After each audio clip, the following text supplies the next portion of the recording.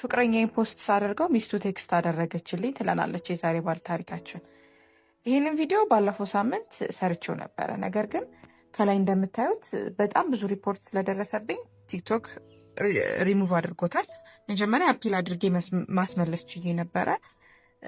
ነገር ግን ሁለተኛ ጊዜ አፒል ለማድረግ ስሞክር ቲክቶክ ሪሙቭ አድርጎታል። ምንም ማድረግ ስላልቻልኩኝ አጥፍቼዋለሁ። እኔ እንጃ ለምን ሪፖርት እንደምታደርጉኝ አይገባኝም። ማለት በጣም ብዙ የምትወዱኝ ሰዎች እንዳላችሁ አውቃለሁ። በጣም አመሰግናለሁ። ምክንያቱም በእናንተ ፍቅርና ሰፖርት ነው 75,000 የደረስኩት በትንሽ ጊዜ ውስጥ። ለዚህ በጣም አመሰግናለሁ። እውነት ከልቤ አመሰግናለሁ። ግን እኔ እንጃ ማለት እኔ ታሪኮቹ ፈጥሬ አላወራም። እናንተ የላካችሁልኝ ነው ለእናንተ የማቀርበው። ለምሳሌ አሁን ይህንን ታሪክ ባለ ታሪኳ በጣም ግራ ስለገባት የሰዎችን አስተያየት መስማት ስለምፈልግ እባክሽን ፖስት አድርጊልኝ ብላኝ ጠይቃኝ ነው ፖስት ያደረግኩት። የኔ አይደለም ወይም ደግሞ ፈጥሬው አይደለም። እናንተ የላካችሁልኝ ነው ለእናንተ የማቀርበው። ደግሞ በጣም በቅንነት ሀሳብ አስተያየት የሚሰጡ በጣም ብዙ ኢትዮጵያውያኖች እንዳሉ ስለማቅ ነው ይህንን ነገር ወደ እናንተ ይዤ የመጣሁትና ምናልባት አስተካኪ ለውጭ የምትሉኝ ነገር ካለ ኢንቦክስ አድርጉልኝ፣ መልሳለሁ፣ ወይም ደግሞ ኮሜንት ላይ ያስቀምጡልኝ። ግን ለምን ሪፖርት እንደሚደርስብኝ በእውነት እኔ እየገባኝ አይደለም። እና እባካችሁ ፎሎወሮች የምትወዱኝ በቅንነት ሀሳብ አስተያየት የምትሰጡኝ ፍቅራችሁን የምትገልጹልኝ ሰዎች አካውንቴን ኮፒ ሊንክ ሼር ሪፖስት አድርጉልኝ። ምክንያቱም በጣም በተደጋጋሚ ብዙ ቪዲዮቼ ላይ ኮሚኒቲ ጋይድላይን ቫዮሌሽን እየደረሰብኝ ነው እና እባካችሁ ኮፒ ሊንክ ሪፖስት አድርጉልኝ። ይሄን ቪዲዮ ግን ባለታሪካችን ሀሳብ አስተያየት መስማት ስለምትፈልግ ደግሜ እሰራላታለሁ። እኔና ፍቅረኛ የተዋወቅነው በሶሻል ሚዲያ ነበረ። ከኔ በጣም ብዙ ነገር ደብቆኝ ነበር። እኔ ግን እሱ ያለኝን ከማመን ውጭ ሌላ አማራጭ የለኝም። ምክንያቱም የተዋወቅነው በሶሻል ሚዲያ ስለሆነ የማጣራበት ምንም መንገድ አልነበረም። ይሁን እንጂ በፍቅር ለተወሰኑ ወራቶች ቆየን። በዚህም አጋጣሚ እሱ በስራ ምክንያት እኔ ወዳለሁበት ቦታ ይመጣና እንገናኛለን። እናም በፍቅር ወደድ። በተለይ እኔ በጣም እኔ ይጨነቃል፣ ያስባል፣ ያዝንልኛል።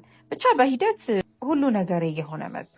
ግን በስራ ምክንያት ስለማይመቸን በወር 2 ጊዜ እንገናኝ ነበር። በዚህም 1 ዓመት አስቆጠርን።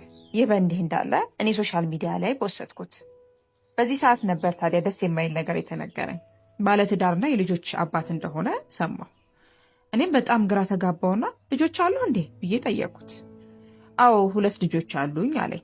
ደንግጬ እንዴት አልነገርከኝም እስከ ዛሬ ስለው እንዳላጣሽ ፈርቼ ነው።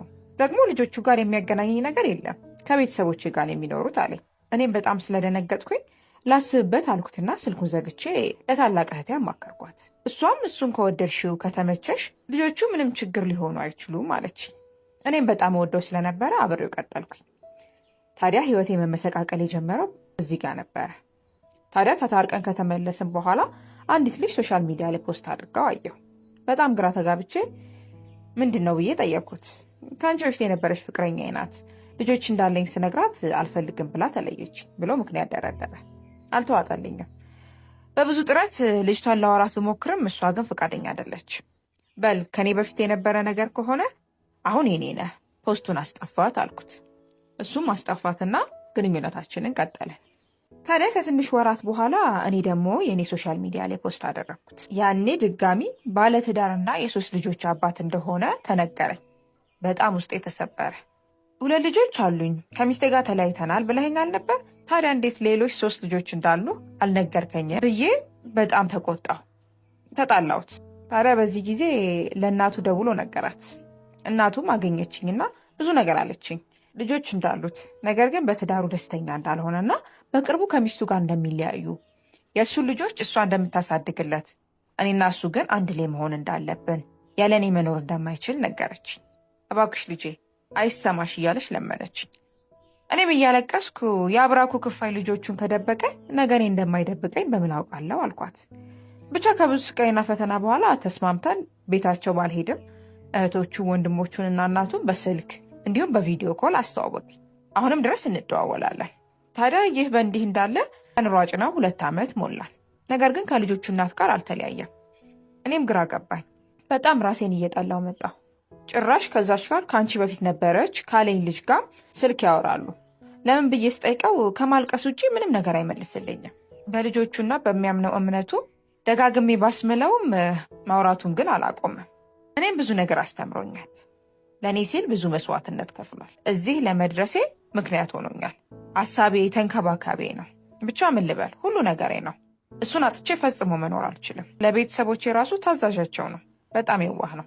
ነገር ግን የልጆቹ እናት ጋርም አልተለያየም። ከዚያችኛውም ጋር ማውራቱን አላቆመም። እንጋባ ብሎ እንድዘጋጅ ጠይቆኛል። ነገር ግን እኔ ያለሁበት ሁኔታ ስለማይመች ታገሰኝ ስለው ቤት ፈትቼ መጥቼ አንቺ ከሌለሽ እንዴት ብቻዬን ልኖር ነው? አንቺ ያልሽውን ነገር ብቻ ጨርሺ፣ 2 ቀን አላድርም እንጋባለን ይለኛል። እኔም ሴት ልጅ ስለሆንኩኝ የልጆቹ እናት በጣም ታሳዝነኛለች። እሱን እንዳልለየው ደግሞ ሁሉ ነገሬ ነው። ልተወው አልችልም። እስኪ እናንተ በእኔ ቦታ ብትሆኑ ምን ታደርጉ ነበር? ሀሳብ አስተያየታችሁን በቅንነት ለግሱኝ ትለናለች የዛሬ ባለ ታሪካችን። ሀሳብ አስተያየታችሁን እንደተለመደው ኮሜንት ሴክሽን ላይ ያስቀምጡላት እና ደግሞ አካውንቴን ኮፒ ሊንክ ሼር ሪፖስት አድርጉልኝ እላለሁ። አመሰግናለሁ። የሴትም የወንድም እርካታ በግንኙነት ጊዜ ኃላፊነቱ አብዛኛው ወንድ ላይ ነው የሚወርደው። እንደዚህ ስል ደግሞ ሴቶች ባይዘዌ ኮመንት ላይ ስድባቸውን እንዳታወርዱ ብላ አስረዳ። ግንኙነት ላይ ባይዘዌ አንድ ሴት ማለት ነው ተኝታ እርካታ ደረጃ መድረስ እችላለሁ ምንም ነገር ሳልሰራ ብትል ማለት ነው ልታደርገው ትችላለች።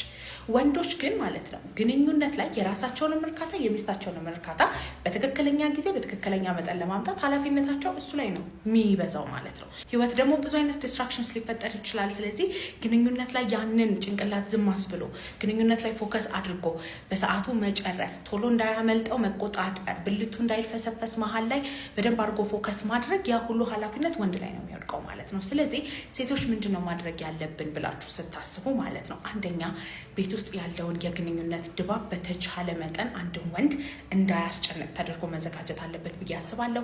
ሁለተኛ ደግሞ ትንንሿን ነገሮች ማድነቅ መቻል አለባቸው ሴቶች። ባይዘይ የማይካበደውን ነገር ማካበድ መቻል አለባቸው።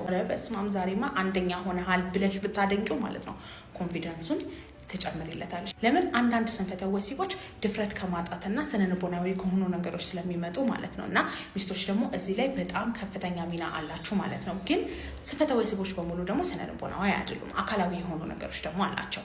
በተለይ ደግሞ ጠዋት የማይቆም ከሆነ ቶሎ መጨረሱ በየግንኙነቱ የሚሆን ከሆነ የዛኔ ሆርሞን ላይ፣ ደም ስር ላይ፣ ነርቭ ላይ፣ ጡንቻ ላይ ያሉ ችግሮች ሊኖሩ ይችላሉ። መታችሁ መታከም ትችላላችሁ። በማንኛውም ስንፈተ ወሲብ መታከም ከፈለጋችሁ ባዮ ላይ ባስቀመጥኩት ስልክ ቁጥር ከጠዋት 3 ሰዓት 12 ሰዓት ብቻ በመደወል በአካል ለመምጣት ቀጠሮ ማስያዝ ትችላላችሁ። በሬ ሁሉ ጊዜ ክፍት ነው። ወንድ ልጅ አበባ ለሴት ልጅ መግዛት ግዴታ የለበትም። አበባ መግዛት የሚወድ ወንድ ግን አለ። ወንድ ልጅ ለሴት ልጅ ጊፍት መስጠት፣ ሴቷን መንከባከብ፣ ማቅበጥ ግዴታው አይደለም። ማቅበጥ የሚወድ ወንድ ደግሞ አለ። መንከባከብ የሚወድ ወንድ አለ። ወንድ ልጅ ለሴቷ ታማኝ መሆን ግዴታ አይደለም ብሎ ሊያስብ ይችላል። ያ መብቱ ነው።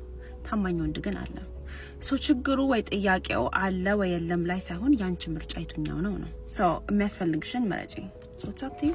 ቶሎ የመጨረስ ችግርን ለመቅረፍ የሚረዱ ቅባቶች የሴቶችን እርካታ ሊያዘገኝ እንደሚችሉ ያውቃሉ? ሰላም፣ ዶክተር ሜሮን ነኝ ከኒው ደርም ኤስቴቲክ። እነዚህ ቅባቶች በአብዛኛው ነሚንግ ኤጀንቶችን ስለሚይዙ ቅባቱን ተቀብተው ሳይደርቅ ወይም ሳይታጠቡ ግንኙነት ሲያደርጉ ቅባቱ ወደ ሴቷ ሰውነት ክፍል በማለፍ የእሷን የስሜት ዋስ ያደነዝዘዋል። ስለዚህ ግንኙነት ከመደረጉ ከ10 እስከ 15 ደቂቃ በፊት መቀባትና በንጹህ ጨርቅ መጥረግ ያስፈልጋል። እንደዚህ አይነት ቲፕ እንዲደርሳችሁ የምትፈልጉ ከሆነ ይህን ፔጅ ፎሎ አድርጉ።